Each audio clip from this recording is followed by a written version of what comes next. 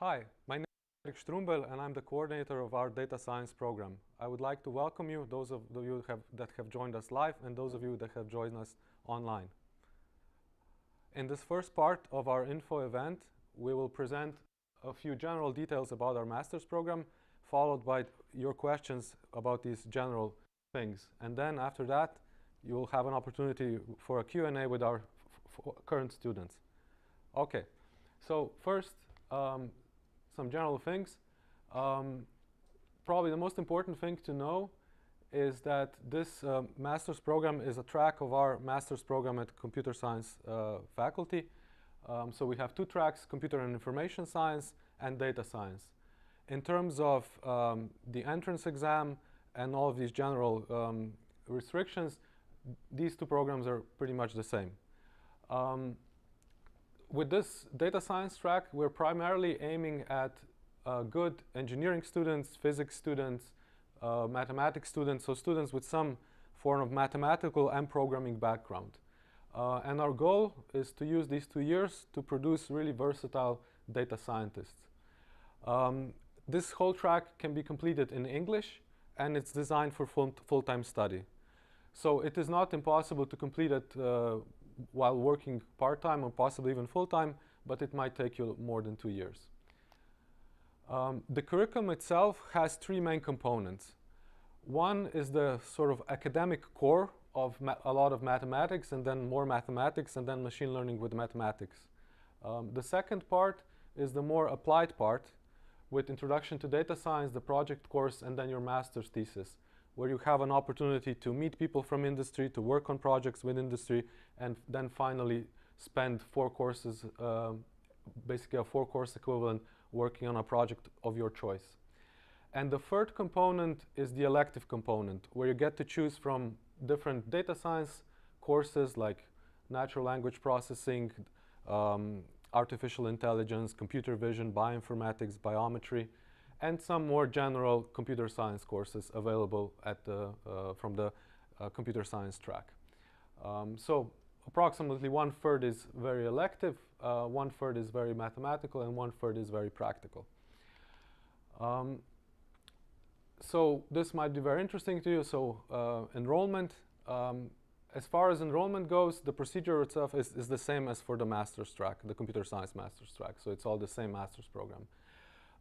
There are different number of spots available. So this year we have 18 spots available for Slovenian students and 18 spots for non-EU students, one of which will be for Slovenian students without citizenship, I think. So ultimately 4 spots for non-EU students. In case there is more applications, which we kind of hope, then we have spots, there will be an entrance exam. The entrance exam is the same for both tracks, and it's about 60%. So 60% of entrance exam and 40% GPA will be your final score for selection. And the entrance exam itself is composed mostly of programming and mathematics, which with a bit of algorithms and computer science. The only sort of the main difference is that you also have this opportunity for pre-enrollment. The deadline is very soon, so April 22nd, yeah.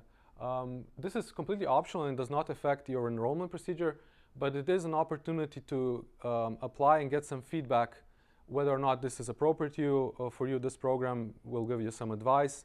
We'll give you some advice on whether or not you should brush up on some prerequisite before applying. Basically, we want to provide you with as much advice as possible in the topics of being successful in the program and being successful when applying to the program first. The prerequisites are on the website, but just to quickly review them, a good level of programming, a good level of mathematics. It is normal for our students to lack in one of those areas a bit, but if you lack in both, then you will have then you can expect at least that you will have a lot more work in the first year to catch up. And as I said, the entrance exam focuses mostly on programming and mathematics. Now, if you're also interested in enrolling in computer science, it's good to know that you can enroll in both and you take only one entrance exam. And if you're successful with your first application, let's say your first wish is data science, your second wish is computer science, then you will get enrolled in data science. If you're not successful, but you are successful in computer science, where there are more spots available, making data science your first choice does not affect your second choice, so you will still qualify. The only thing that you can do is later change your priorities. So if you later decide that you would prefer computer science, you're stuck with data science if that was your first choice. Okay, that's pretty much it. And yeah, so now I'll try to answer your questions regarding these general topics. And once we're done, we can move on to the Q&A with our students.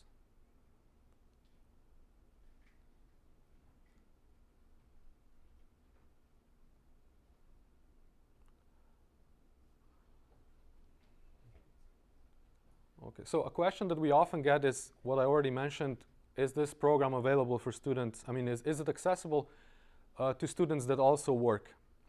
My answer to that would be, like I said, it's quite possible to finish it if you work part-time and if you're very strong in the prerequisites, but you should probably not count on finishing it in 2 years. So it is a slightly more demanding program, and it is possible, but you should not count on finishing it in 2 years if you also work part-time.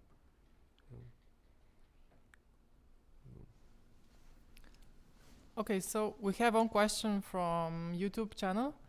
The question is, which subjects are included in the entrance exam? Okay, so I'll repeat that. So the entrance exam basically has four components, but 2 of them are weighed more. So programming, not in any specific programming language, but programming in general, is about 40%. Mathematics is about 40%. And then you have 10% more algorithms and data structures and 10% more computer systems. Yeah. Okay, the other question is, how many applicants were there last year for both Slovene and non-Slovene students? Yeah, I don't know the exact numbers, but I'm pretty sure we didn't have any cutoff point last year. But to put this in some context, so this will be the 4th year of enrolling in this program. The first year, we didn't have any limits, so we accepted all students. We had 17 students applying for all spots. Second year, we had, I think, 10 students applying for 8 foreign spots and 30 or 25 students applying for 18 Slovenian spots. That was the second year. Now the third year, which was in general for all programs a year with a very small enrollment, we had, I think, 12 or 13 for 18 Slovenian spots and maybe 3 to 4 for 8 spots. So it's very unpredictable. It's difficult to say. Our wish is that, of course, that we get a lot of applicants, but it could go either way. We are not sure yet. We don't have many years of experience, and also with this COVID situation, it's difficult to predict. So you might be lucky, and you don't even have to take the entrance exam, or there might be 40 people enrolling for 18 spots. Yeah. Okay, maybe some questions from our live audience to put you on the spot. Okay, maybe just a few words, because we like and we do enroll students from different backgrounds. Our typical student is a free computer science student. Our, let's say, second most typical student is an IŠRM mathematics computer science students. But we also have mathematicians and physicists, and also occasionally some people from, let's say, a more engineering background, electrical engineering or let's say machine engineering, or even bioinformatics and that. I think that from my experience so far, anyone that is dedicated and has a good enough, let's say, programming and mathematical background, at least a decent background, can be successful, but it does take different amounts of effort. Yeah. Okay. We have another question. Okay. Where is the entrance exam for foreign students will be held? And what about those students who are from visa-restricted countries? Yeah, so this is a question that we can probably not answer at this point. It's difficult to foresee. So the last 2 years with the COVID restrictions, the entrance exam for foreign students was online. It might be this year, but it's not my call. So, but information about that should be available in the next few months. And the exam is definitely going to be in September. Okay, thank you. Another question is there a minimal GPA we should have to apply? Well, it is 6.0, that's probably, you need that. It becomes more increasing. So if I was forced to make a prediction, I would say that in order to be quite sure, if you have a GPA of around 8.5 and you do really well on the entrance exam, you have nothing to fear. Let's say, by really good, I mean 3/4, where a typical student typically gets like 50%. Yeah, that would be, so you don't have to fear. But if you're lucky, it doesn't matter. If you're unlucky, then that's what you need. But if you do really well in your entrance exam, you can even get in with a 7 GPA, no problem. But keep in mind that like getting into the program is one thing, but being successful in the program is another thing. So maybe if you slacked off on your academic efforts so far, you can expect that you will have to catch up now. So, yeah. The other question is, do you know how many points were minimum in previous years, at least approximately? Yeah, so the second year, which I would say was the only year where we kind of had a normal enrollment, the limit for the Slovenian students was about 4 or 5 points out of 8 on the entrance exam and a GPA of around 8.5. That was the limit. But for foreign students, that's typically a bit lower. Yeah. So 7.3. 7.3. Yeah. Maybe one thing you could add is the question was about where is the enrollment exam taking place. What about the pre-enrollment that takes place earlier?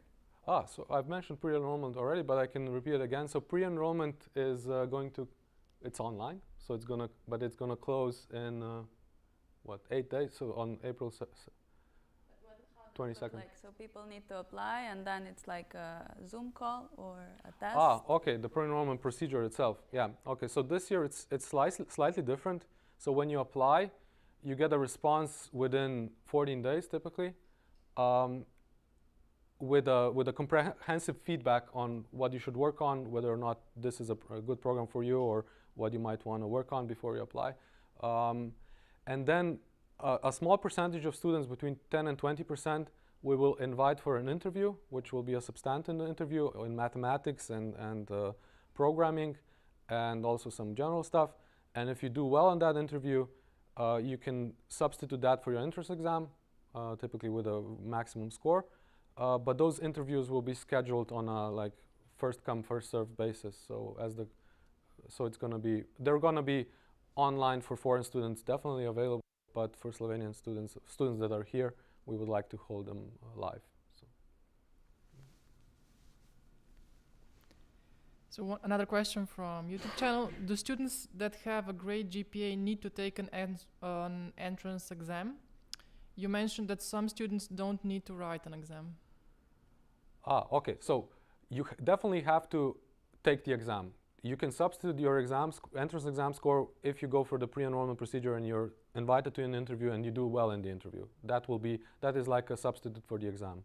But overall, there is no way of not taking the exam, no matter how high your GPA is. Yeah.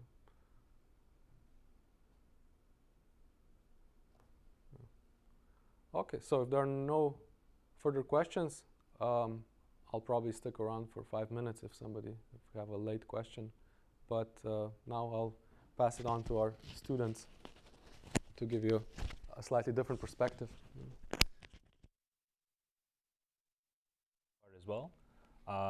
So here we're 4 students from the DataScience Master program. And first, we should just do a roll call, maybe just introduce ourselves a little bit. So maybe just your name, tell us what generation or what year of the study you're currently enrolled in, and maybe also we can introduce what is our most prevalent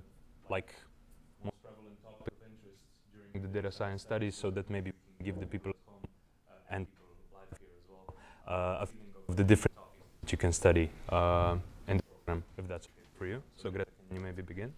Yeah, sure. So hi, my name is Greta. I'm not sure which camera I need to look into, but so I have been a part of the first generation of the data science program. So yeah, I applied in 2019. So now I am taking like my third year, a year off to write my master's studies. So I'm basically maybe the most experienced here, having experienced all the courses already.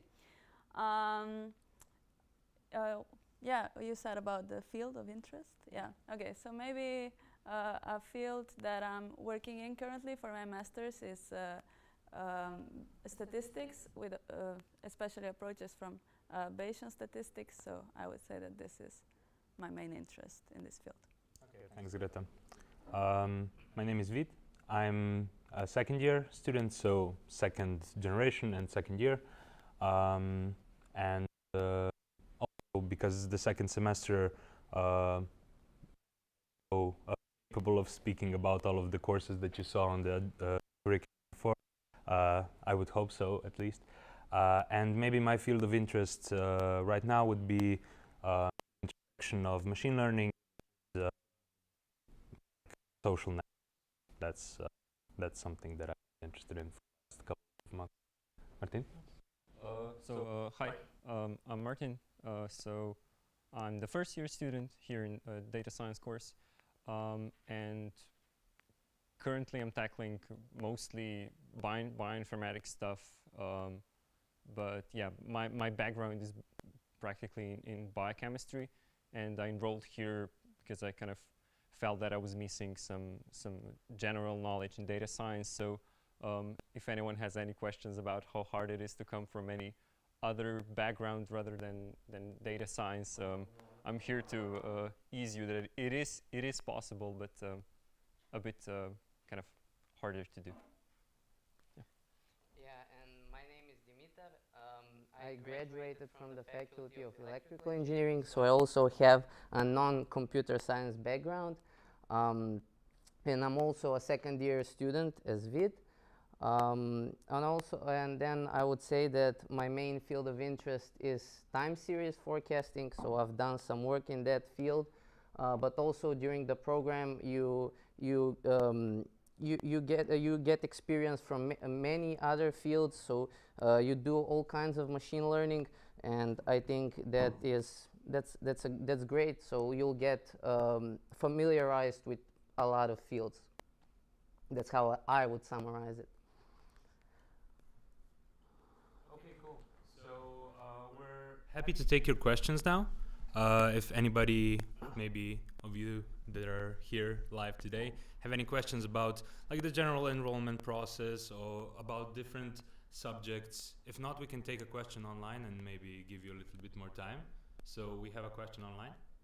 Yes, we have a question regarding the math. So the knowledge of math we need to have to pass the program. Okay, so the question is about the knowledge of math that we need to pass the program. So who would be willing to take that on? Because maybe Martin, you're the best person to do so because you're in the first year, because first year has the most intense math courses. So just if maybe we can pull up the curriculum. Is it possible to pull up the curriculum again?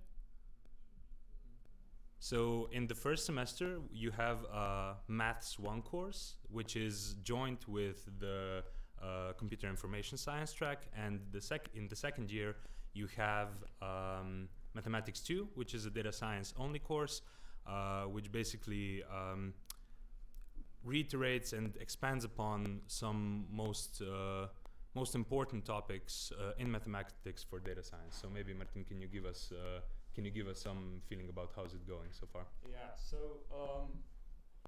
to get a general kind of feel for the mathematics, it's kind of similar to what you have to study for the entrance exam. Both the books that are mentioned for the calculus and linear algebra are basically your Bible for the Mathematics 1. You have to study them once you get a grip on the subject. It's relatively easy to pass. I mean, it's no rocket science. However, I would argue that having this as your pre-knowledge to the entrance exam might make the first semester easier, because there's a lot of other things you have to do in in the whole throughout the whole semester, so that having to learn all the mathematics kind of along everything else might be harder for you. For example, I kind of slacked on linear algebra. Not proud to say that, but it was true. So I had to kind of go through all the undergraduate stuff in a month prior to kind of knowing the mathematics one from the get-go. So it's not hard, but you can do it if you are diligent with it. So that's basically it. Yeah, thanks. So my experience is quite similar. Neither me nor Dimitar were from the computer science course, the computer science undergraduate study. I studied multimedia, so I had the linear algebra and analysis subjects the same as free, but Dimitar, you were at the Faculty of Electrical Engineering. Can you maybe compare the mathematics baseline knowledge from other faculties and maybe what you needed here? Did you need to do a little bit more extra at the beginning? When it comes to calculus or to analysis, I think that's covered pretty well at the engineering faculties. So I didn't, with the second part of mathematics 1, I didn't have much. I had no difficulty.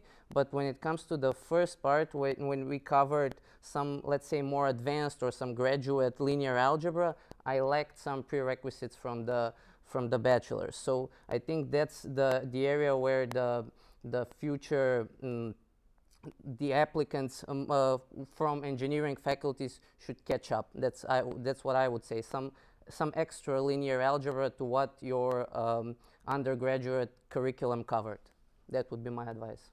Yeah, I would agree with that. And I would also join in the praise for the books that are listed as materials for the entrance exam, because they're really useful, they're really good. We've been talking about linear algebra a lot. There's a lot of algebra, of course, but maybe we can also spend a second or two talking about probability theory. We also have a course that's called Principles of Uncertainty, which is another core data science course, which is also quite demanding, and for people without any experience in probability or statistics, could maybe also, in my opinion, could be more challenging than actually passing mathematics 1, because if you had mathematics that's offered at free, I would say that if you're diligent enough, you will pass it. Whereas coming from somebody who had virtually no formal experience from probability theory in an undergraduate level, I only had what I remembered from high school. I had to brush up on that a little bit more, but I also think that like these things that you have to learn do actually help out in the courses that you have in the second year and the second semester. So it's a necessary evil, but it kind of pays off later. Greta, do you have anything to add regarding the mathematics, or? No, so my background was here from free, from the computer science program, but I have to agree with you that regarding the mathematics and probability, it's probably a little bit more than what we are used to from the bachelor's. But on the other hand, for example, my classmates that had a background in mathematics, for them it was more I wouldn't say easier, more manageable, let's say. So, and then like Eric already said in the beginning, some people have to brush up more on mathematics, while the others had to work more on the programming part, let's say. So maybe people that come from like strictly mathematical or physical background, they had to work a little bit more on their programming skills. So in the end, it all, like after a semester or two, we are all on a similar level. It just depends on like what's your weakness, where you need to put in more work. Yeah, I agree. I think that's the idea in most master's first semesters, right? You have to all get to the same level. And maybe like as somebody who was lacking more in this field, I would have to say that the professor and the teaching assistants at free for like the broader field of mathematics are really good and really accessible, and I think know how to work with people who might be lacking from the bachelor's. So it's not something that you're just thrown into a situation where you can't get out of. So I wouldn't worry about that. If you want to pass, you'll pass. Exactly. Anything else maybe from online? Yeah, we have another question. Can you say something about the project course? Okay, the project course. So if you see on the agenda, there's this course where it just says project, right? And this is actually a really fun and pretty unique opportunity that like I haven't seen something similar in other courses or in other programs, where you actually get a mentor from academia and a mentor from the industry and a real world data science project that you get to work on. It's usually done in groups of 3, and it's done in groups of 3, and different people are working on different projects. So it's also like it's really interesting because you get acquainted with actual real world problems that you're trying to solve, and get acquainted with techniques that might not be in the syllabus but are actually really applicable. But it's also a great learn more about it's a great I think people that have this course very much on the program. Each of us can share a little bit about what we were or are currently working on for the project course, and maybe just a highlight what you thought was the best thing that you got from the course. Greta, can you start maybe? Yeah. Okay. So maybe my situation here was a little bit more unique because I was working on a solo project with more research oriented, together with Eric, our data science coordinator. Yeah, I agree with everything you said about the course. I think it's an amazing opportunity to be able to focus on a single project for the whole semester, because we don't get that in other courses where we have to rush with some little homeworks and, you know, pretend we are doing something, not pretend, what I wanted to say, like, there is just a limited amount of time in every semester, and they want to teach you so much, and then you usually have like a week or 2 for homework and former projects, and you don't get to focus as much as you would like on many of them. But this course actually allows you to do that. You have the whole semester to just, you know, really see it through. So that's what I really liked about it. Yeah, I would agree, because like usual homework assignments are structured in a way where you get this pretty data, like pretty tables, everything works out, like your mentor already knows what the solution will be and that it's a feasible problem that you're trying to solve, which is great, right? It's really instructive, but to actually get your hands dirty with something that will actually be beneficial to a company, right? That means that maybe not everything is as rosy as it could have been, and to actually get to work on something like this is, I think it helped me grow as a data scientist, or maybe even start calling myself one at that point, maybe when I was working on that. So it's a great experience. Martin, what are you working on currently?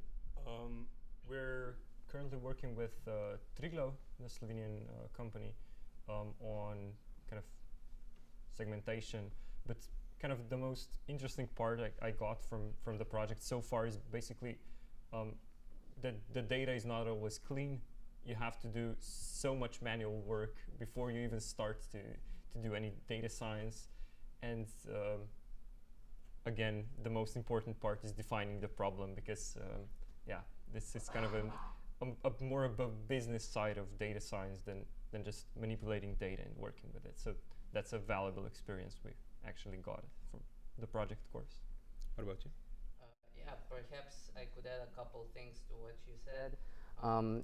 Maybe you, because that was the topic we got, we had to cover some significant amount of papers. So that's another bonus of this project course, that you get familiar with that research work. So you go through that whole process of understanding a method or approach proposed in a paper, then implementing it, and then performing some extensive evaluation. So that's one thing that I would point out. Then also we were constantly communicating with our mentors from the company. So, and I think that's an invaluable experience, to be able to talk to people who are in the industries who do that work every single day. And also we got at the end invited to their company to present the solution. So we also got to discuss the problem even more with them. So that's also, I think, a great bonus from this project. And finally, I would say that you get challenged in because you may not get your most ideal or favorite topic, so you'll get something that you're not familiar with so much. But I personally, and that was the case with me, but I found that kind of challenge really, I found it really interesting, and I learned a lot. So altogether, I think that this project course gives you a lot. Yeah, so maybe I understand that there are more questions, and we'll stay here until you have them to ask them. But maybe we can ask our cameraman here to just do a pan over the sponsors behind there, because we're currently in the we're currently in the data science classroom, and you know, this is also a study program where we have some great collaboration with the industry. So this is maybe something that's also unique to the data science program, because there are actually companies that are working with data in Slovenia, which are kind of intertwined into something that's into something, and they're potential employers, right? When people are finishing up with their masters, a lot of people are thinking about where should I go, and this is also a great place and a great opportunity to meet them. So yeah, that's a really long answer to your question. I hope it was informative. We have some more. Are there many oral exams, and is there more math or programming courses? Who wants to take this one? I would say there's not a lot of oral exams. There are some oral exams, and there are some optional oral exams. Mathematics too has 4 oral exams. Yeah. Okay. Yeah. Maybe that's a biased answer, because I didn't pass mathematics 2, right? It's showing. No, mathematics 2 is one exception to the rule, right? It's structured in such a way that you have 4 oral exams with different professors who are experts in different fields of mathematics that are important for data science. But in general, I would say that most subjects at FRI don't have oral exams. They have written exams, or they have projects that you work on where you get most of your grade. I would say that the subjects where there are oral exams, there's good reason for it. And in general, I would say that the courses are like your knowledge is evaluated in such a way that's most sensible for that course, right? And in computer science, that sometimes means that there's no exam, or that there's a written exam, or that there is an oral exam. So Dimitar, do you think that there is more maths or more programming? I would say that the program is pretty balanced. So there's both maths and programming. But maybe I would add that even in the mathematical subjects, for instance, math 2, you have programming exercises. So you, during the lectures, you cover some material, you learn some new approaches, and then in your homeworks you're supposed to implement them. So I would say that that there's quite a bit of programming. that would be my take. Yeah. So for somebody who is not experienced in programming, I'm having trouble actually recalling a subject where there was no programming involved. So if you have a lot of trouble programming or have not done it yet, I would at least encourage you to brush up on it before enrolling, because I mean, if you have no experience in programming, it's like you had no experience in math and you had it in middle and high school, right? So yeah, a lot of programming. One more question. What is the percentage of girls and men? So the question is, what is the percentage of girls and men, right? Not women and men. Okay, so Greta, can you take that one? Well, we can go through all the 3 generations, I guess, and then you can make your own opinion if this is how this is going to continue in the future. Yeah, in my generation, we were 2 girls in the beginning, but right now I'm the only girl. Yeah, so in the beginning it was 17 of us with 2 girls, and then in the second year I think there was 12 of us, with me being the only girl. Yeah. In our generation, it was 3 at the beginning and 3 still enrolled, so 100% retention rate. Yeah. Nice. Yeah, we've got 3 girls as well, so yeah. So We've got a constant. come join us. Women are welcome. Yeah, definitely. Maybe any questions here in the audience?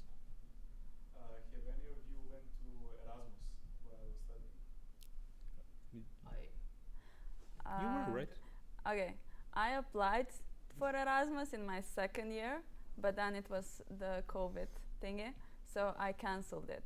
But I did go to an Erasmus internship last summer. If you want to know more about that, but that's different than studying. So when it comes to studies, I did my fair of research, even though I didn't go. So in the first year, the data science coordinator probably won't allow you to go to take the exchange, because there are some really core subjects that everyone should take and have a decent background in them. But then in the second year, you are free to go either in the first or the second semester. However, it is important that you take so in the second year you have 4, you can see here, data science elective core subjects you can choose from, and it is mandatory to take at least 2. So if you go, for example, in the first semester, then in the second semester you are obliged to take both of them that are offered in that semester, or vice versa. So we have a classmate who just returned from Erasmus, right? Yes, I believe so. Yeah, in the second year he went. So are you thinking about going in the first year? Yeah, I actually got already Barcelona. Mm-hmm. But, I don't know, the second semester next year, but I don't know. So I would say it like this, right? You have to, just the second semester, right? You need 20 credits to have your Erasmus scholarship like count. Okay, we have a couple. No? Okay. No. Okay, no Erasmus in the first year. That's it. Yeah. Backstage information. Okay. Even if you got accepted, I mean, that doesn't mean that you can't apply next year again. If you were to apply for data science, and then you can. Apply for the second year. Yeah. Yeah, I mean, Vesna is here from the international office. You can ask her for more information as well. I would also say that, like, in the second year, like, the first year is where everything's at, right? In the second year, it is possible that you might find out that you're more interested in some other electives that are offered, and there are, like, sufficient replacements at other faculties. But in the first year, it would be a shame to miss it, I would say. Yeah, and when you are on the data science track and you want to go for an exchange, you should also make sure that you apply to a university that actually offers some data science courses. So you can, because the curriculums need to, you know, match at least a little bit. So, for example, I applied to Leuven, Belgium, I think, because they had quite a fair share of AI themed courses, but not all universities that are partnered with free have them. So it's important to check that as well. So just a quick question about the curriculum. The Computer Science Master's module is a module from the main masters here, or and yes. The DS electives are from this program or also from there? Yeah, so the question was, the first question was about the Computer Science Master's module on the right side in the first year. So what is that basically? Is this the same module that is offered for non-data science study at free? And basically what the DS elective core means. So maybe Dimitar, can you take that because you're currently in the elective core? Maybe I would first like to comment on the computer science module. So although it is a computer science module, there are certain computer science modules which cover machine learning subjects, and that was the case with me. I took such a module that had in which all 4 subjects were machine learning subjects. So it does not even if you don't want to go, if you do not come from, if you don't have a computer science background and maybe you would not like to fully emerge into that, then you could take some of these modules and have a lot of fun.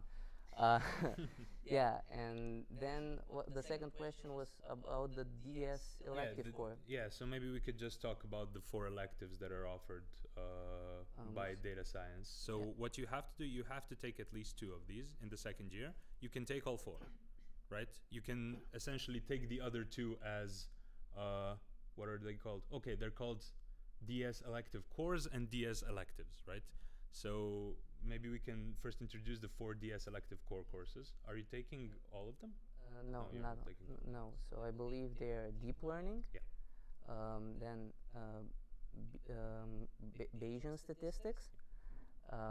Maybe you could big data and machine learning too. For data science too. Yeah. Maybe someone could. Okay, so maybe we can just go over all of them if you're interested. I mean, sure. Yeah. Yeah, but I think just before we go, so in the second year, the DS elective, it can be basically also any other course from the other modules. Yeah, so basically you take a module in the first year, right? And if there's one specific course that's not in your module that you're really, really interested in, or maybe what will eventually happen, your colleagues that picked a different module will tell you, oh my god, this course was so fun, you should totally take it. You're going to take it in the second year. So don't fret too much if when you're choosing your module, you're not sure which one to take, because you can just re-enroll into whatever you missed out. Okay. So, should we go through the main 4 courses? Yeah, maybe let's go. Okay. So you have Bayesian Statistics, where the professor is sitting right there, and he's Eric, our data science coordinator. So in this course, you dive a little bit more into statistical thinking, and you use Bayesian Statistics as a tool for modeling.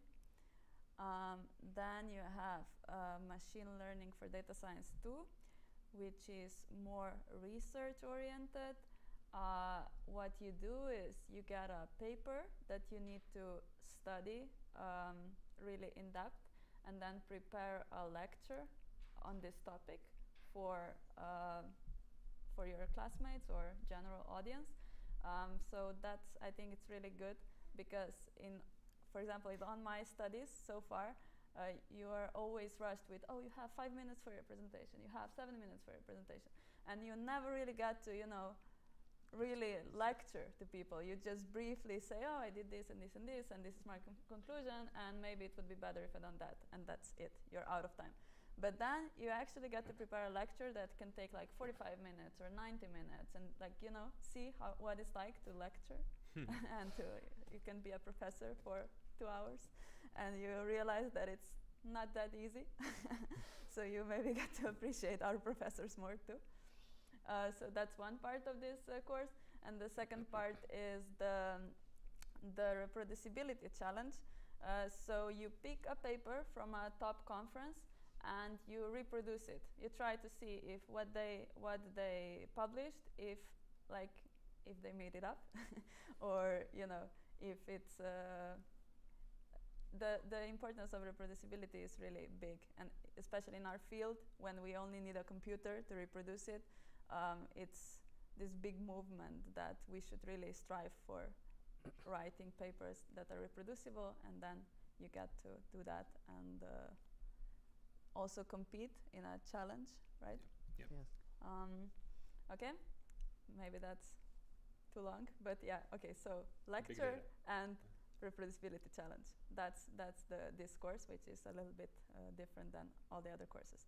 Now we have big data, where we learn about big data, how to process big amounts of data, which methodologies to use, how to store this kind of data, and all that. I know that this year they are also having a lot of lectures from the industry, where people that are handling like terabytes of data daily get to share their experience, and you get to learn about all these clouds products that are being used nowadays in companies and so on. And then the fourth one is deep learning, where you get to learn everything about deep learning. Maybe not everything, because it's too much, but you start from scratch, just about how to implement neural networks to really get a deeper understanding about how they work. So it's not just like a black box that you call and hope it's smart. So you get to understand it, you get to know the different models and methodologies you need to use for tackling different kind of problems, and you have some homeworks, and then in the end also a project, and yeah, that's it. Do you want to add something? No, I think you explained them well. So it's 4 different subjects that expand upon things that are offered in other courses at free as well, but I think that they're they stand out in the way that that they do obligatory work, and they stand out in the way that they really delve into specific topics which are very, very interesting and important, which you might not otherwise get in a module that's offered at free masters. Do we have an online question? Yeah?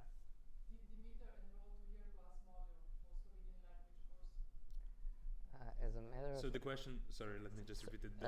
The question was if Dimitar enrolled into year plus module for foreign students, right? So because I completed my undergraduate studies here in Slovenia, I took the year plus course in my first year of the undergraduate studies, so I couldn't take it now during my master's. But I believe that if you complete your undergraduate studies in a foreign country and then enroll here in our master's program, then I believe you'll be able to take this course. Yeah, I think we have some colleagues that have been enrolled in year plus last year, so yes. I think it's possible. Can you explain what it is? Yeah, you go through some everyday Slovene. You learn how to have some basic conversations. You learn about some famous Slovenian authors. So you learn about Slovenian culture. So basically, you familiarize with the language. But I wouldn't say it is too difficult. So if you study regularly, you should pass. You should be able to pass it. And plus, you get some additional credit points. So if by some chance you need them at the end of the school year, these points might come handy. That's what I would say. Okay, thanks. Anything else, maybe? Nothing online? Something offline? I have a question. I am currently doing a data science competition. Mhm. Does that account for any points in the data science? That's maybe a question for the coordinator. So the question was, because this project course that you can see here, it's also a competition which is open to other students, even from undergraduate, which is probably in your case what's going on, right? And he's asking about if this can account for some credits when he enrolls. So in principle, you can only take these credits for your current program. So if you had somewhere to use them in the current program, you can use them. You would still have to take the course if you enroll. Should you repeat? So the answer is essentially currently no. If you're enrolled this year, you would still have to take the course next year, right? Am I understanding this correctly? Yeah. But we have, I think, quite a lot of colleagues, maybe also in your case, which like the colleagues who took part in the course or the competition in their undergraduate, and I think it proved quite useful because people who already took the course before ended up performing very well when they were in the actual course, like they were enrolled. Because when you're enrolled in the course, it's a little bit more strict how much time you have to actually spend working on your solution. So I wouldn't say that should discourage you. Actually, if I had enough time, I would enroll into the course again this year, because it's always a new problem, and I think you won't regret doing it twice if you end up doing so. Yeah, I think many of us actually wanted to enroll again, but we are not allowed after we finish the first year. This year you could enroll. Yeah? Yeah. Ah, okay. As a special track, yeah. Ah, okay. Maybe I could also add a few words. Last year when I did the project course, one of my team members was an undergraduate student, but he once the project was done, he extended our work and turned it into his bachelor's thesis. So he got to stay in touch with the company even after the competition and also complete his bachelor's thesis. So that's one idea how you could think about the project.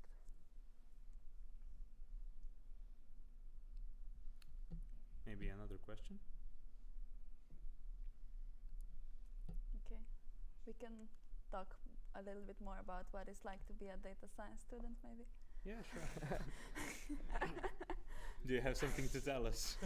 I think that one of the things that we haven't mentioned yet, and I think it's really special, is that the fact that there is so little people in the generation means that we got to connect more, we got to know each other more, we got to help each other. So someone is more strong in mathematics, someone is more strong in programming, and I feel like, I don't know, when you're in a study program that takes 100 people, you will never know everyone. But here, you know everyone, we're a little community, we have some events and so on, so I think it's really nice and encouraging. And you're all in this together, you all have a lot of work to do. They're the only people that understand you. So I think it's nice. Yeah, I totally agree. Even like through COVID, we were the generation who had their entire first year online.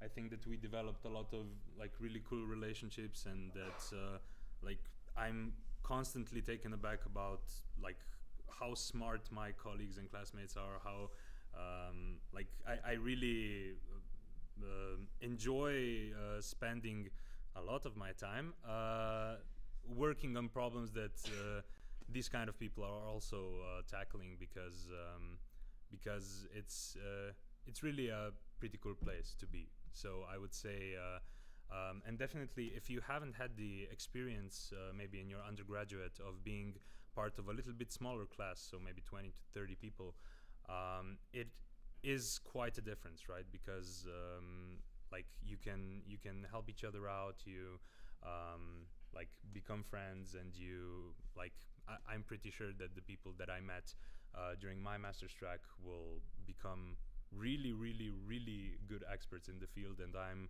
already excited about the connections that I made for 10 years down the line, right?